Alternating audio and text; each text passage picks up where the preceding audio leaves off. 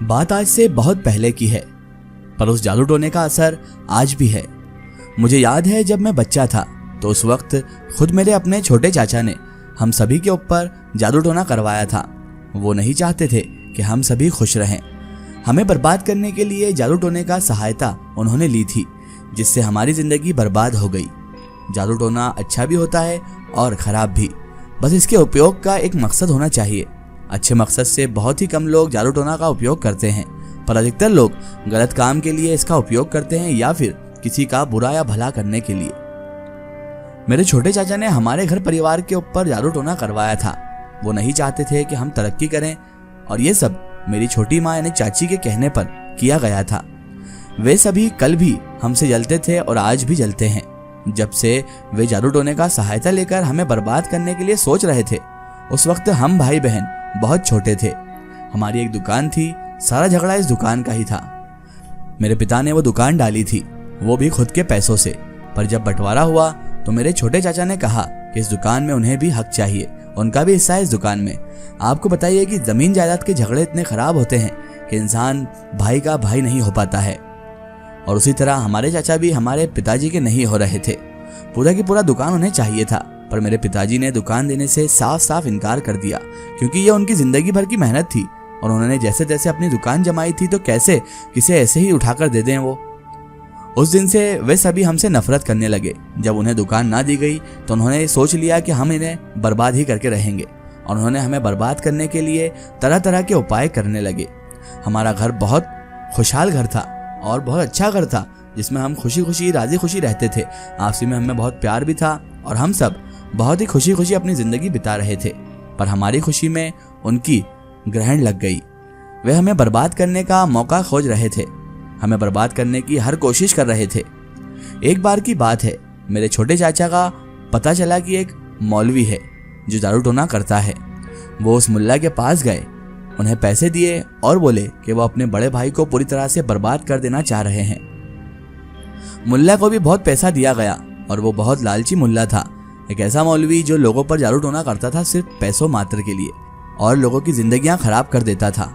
मुझे आज तक समझ में नहीं आया कि किसी की जिंदगी बर्बाद करके तुम कौन सा सुकून से जी लोगे। लेकिन कहते हैं ना कि इंसान को पैसा ऐसी चीज है जो अच्छों को लालची बना देता है, और वो मुल्ला भी इसी तरह का लालची इंसान था। मुल्ला ने रात भर तंत्र मंत्र का सहारा लिया, नहीं पता कैसे क्या क्या मंत्र के उपयोग किए। सुबह सुबह उसने एक नींबू मेरे छोटे चाचा को दिया और कहा कि इसे अपने बड़े भाई की दुकान के आगे गाड़ दो।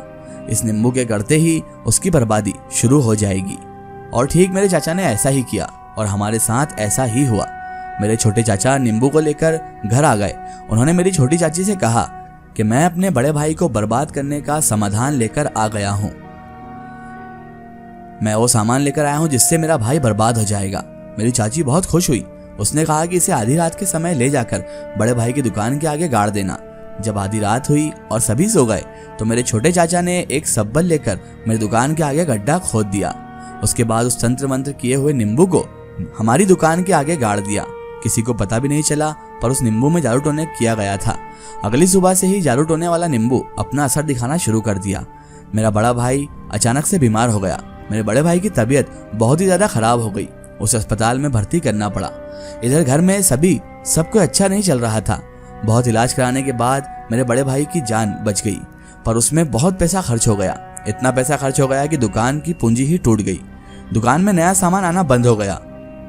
दुकान तो रोज खुलती थी, पर ग्राहक नहीं आते थे। घर में भी सभी को कुछ ना कुछ बीमारी हो गई। हमें इलाज में पैसा खर्च करना पड़ता था और इलाज में इतना पैसा खर्च होता था कि दुकान में पूंजी इकट्ठी नहीं हो पा रही थी। अब दुकान की हालात भी अच्छी नहीं थी। जो दुकान कभी बहुत अच्छी चलती थी, उस दुकान में ग्राहक के लिए सुबह से शाम तक मेरे पिताजी इंतजार करते रहते थे। बहुत दिनों तक ऐसा ही बीता कि एक भी ग्राहक नहीं आता। सुबह से शाम तक कोई कमाई ही नहीं हो पाती। घर का खर्चा जो कि अलग था, अगर कमाई नहीं हुई तो घर का चलाना बहुत ही मुश्किल हो जाता था। हम बहुत बड़ी बाधा में पड़ चुके थे। हमारा ध्यान इस तरफ था ही नहीं कि किसी ने हमारे घर पर या हमारे परिवार पर जादू टोना करवाया होगा। ये सब कैसे हो रहा है, हम सभी अनजान थे, पर हम बर्बाद हो रहे थे। एक समय का खाना घर में बनता और बाकी हम भूखे ही रह जाते। बहुत ही कष्ट में जिंदगी कट रही थी, पर मेरे छोटे चाचा और चाची बहुत खुश थे। उन्हें जो चाहिए था वही तो हो रहा था। हम पूरी तरह बर्बाद हो रहे थे। अनाज का दाना दाना के लिए हम मोहताज हो गए थे। मेरे पिता को बहुत चिंता भी हो गई, किसी के सामने तो नहीं पर अकेले में घर के यह हालात देखकर बहुत रोते थे। घर के हालात इतने खराब हो चुके थे कि मेरे वालिद साहब, मेरे पिताजी अकेले में बैठकर रोया करते थे। हमें ढंग से खाना नहीं मिलता, किसी पर्व त्योहार में हम खुश नहीं होते, कुछ अच्छा खाना होता तो कर्जा लेते, पर यह सभी हमें बर्बाद ही कर रहा था। दुकान की पूंजी पूरी तरह से खत्म हो चुकी थी, पर कहते हैं ना कि एक शेर के ऊपर भी 1.25 शेर होता है, जिसका कोई नहीं होता उसका खुदा होता है। ऊपर वाले ने हमारा साथ दिया। एक दिन मेरे पिताजी दुकान में बैठे हुए थे, दोपहर का समय था, अकेले बैठकर ग्राहक के आने का इंतजार कर रहे थे। तभी एक फकीर दुकान के अंदर आ गए। उन्होंने मेरे पिताजी से कहा कि ऊपर वाले के नाम से कुछ दे दो, खुदा तुम्हारा भला करेगा। मेरे पिताजी ने अपना दराज खोला जिसमें पैसा रखा जाता था। जब उसे खोले तो दराज के अंदर सिर्फ 8 आना रखा था। 8 आना जिसे बोलते हैं, वो 8 अन्नी को लेकर फकीर बाबा को वो दे दिए। फकीर बाबा दराज को खोलते हुए देख लिए थे। उन्होंने ये भी देखा कि उसके अंदर सिर्फ 8 आने ही थे। फकीर बाबा मेरे पिताजी से बोले कि क्या सेठ, इतनी बड़ी दुकान है और तुम सिर्फ 8 आना ही रखते हो? तो मेरे पिताजी बोले कि अभी तक बोनी नहीं हुई है, सुबह से दोपहर हो गई पर कोई ग्राहक ही नहीं आया। तो फकीर बाबा बोले कि तुम्हारी बोनी नहीं होगी, जो तुम्हें बर्बाद करना चाह रहा है वो अपने मकसद में कामयाब है। मेरे पिताजी उस फकीर से बोले कि बाबा, आप कहना क्या चाह रहे हैं? फकीर बाबा बोले कि पिछले 4 साल से तुम्हारी हालत खराब है, पर पहले ऐसा नहीं था। तुम्हारी दुकान में बहुत ग्राहक आते थे, पर अब तुम पूरी तरह से बर्बाद हो चुके हो और आगे भी ऐसा ही चलता रहेगा। मेरे पिताजी बोले कि मैं कुछ समझा नहीं। तब फकीर बाबा बोले कि कोई तुम्हारा ही अपना खून है जो तुम्हें बर्बाद करना चाह रहा है। जब मैं तुम्हारी दुकान से कुछ दूरी पर ही था, तभी मुझे पता चल गया कि तुम्हारी दुकान पर किसी ने जादू टोना किया है। जादू टोना करवाने वाला आदमी कोई और नहीं बल्कि तुम्हारा सगा है। फकीर बाबा ने बिल्कुल सही सही वो सारी चीजें बताई जो हमारे साथ बीत रही थी। तब जाकर मेरे पिताजी को थोड़ा यकीन आया कि फकीर बाबा जो बोल रहे हैं वो सच है। फकीर बाबा उस आदमी का नाम लिए बगैर ही उसके बारे में पूरा संकेत दे दिए थे। उसके बाद फकीर बाबा मेरे पिताजी से बोले कि तुम्हें अगर यकीन नहीं है तो एक सब्बल लेकर आओ। मेरे पिताजी एक सब्बल लेकर आए। वो फकीर मेरे दुकान के आगे तंत्र मंत्र पढ़ने लगा। आसपास के दुकान वाले और कुछ लोग भी वहां जमा हो गए। फकीर बाबा मेरे पिताजी से बोले कि थोड़ा चावल लेकर आओ। एक आदमी थोड़े चावल भी लेकर आया। जितने लोग वहां खड़े थे उन सभी में जिज्ञासा थी कि आखिर फकीर बाबा करना क्या चाह रहे हैं। फकीर बाबा चावल के ऊपर मंत्र पढ़कर मेरी दुकान के चारों तरफ छींट दिए। जमीन पर बहुत सारे चावल पसर गए, पर थोड़ी ही देर एक जगह का चावल लाल हो गया। सभी लोग देख रहे थे। मेरे पिताजी भी हैरान थे कि आखिरकार चावल लाल क्यों हो गया। फकीर बाबा बोले, इसी जगह पर सब्बल से गड्ढा खुदवाओ। थोड़ा ही गड्ढा हुआ कि अंदर से एक प्लास्टिक का बैग निकला जो कि पूरी तरह से सड़ चुका था। फकीर बाबा बोले कि प्लास्टिक के अंदर जो चीज है उसे बाहर निकालो। मेरे पिताजी जब उस चीज को बाहर निकाले तो पूरी तरह से सूखा हुआ नींबू था जो कि काला हो चुका था।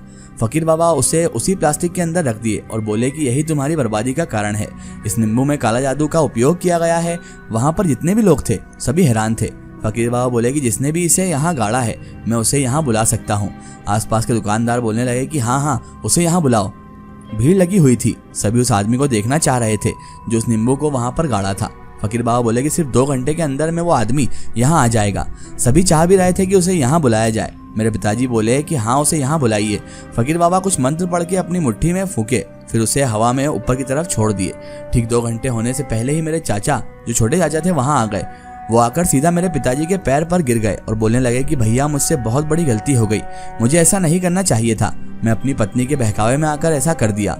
मेरे छोटे चाचा के अंदर पूरा बेचैनी समा चुकी थी। सभी आदमी इस मंजर को देखकर हक्के बक्के रह गए। बहुत से तो ये भी विश्वास नहीं कर पा रहे थे कि छोटे चाचा ने अपने बड़े भाई पर ही बर्बाद करने के लिए जादू टोना करवाया है। उन्होंने अपना सारा जुर्म कबूला। मेरे पिताजी ने उन्हें माफ भी कर दिया, पर पता नहीं वो फकीर बाबा कहाँ गायब हो गए। अब भी मेरे पिताजी अपनी दुकान में बैठते हैं, पर एक बार पूंजी टूट जाने से उसे जोड़ना बहुत मुश्किल होता है। पर उस दिन के बाद से हमारी हालत में बहुत सुधार हो गया। हम अब भी उस फकीर बाबा का शुक्रगुजार हैं कि उन्होंने हमें इस मुसीबत से बचाया और उनकी बदौलत हमें अच्छा खाना नसीब हो जाता है। पर पता नहीं वो कहाँ गायब हो गए। अब भी इस बात की चर्चा आसपास होती रहती है।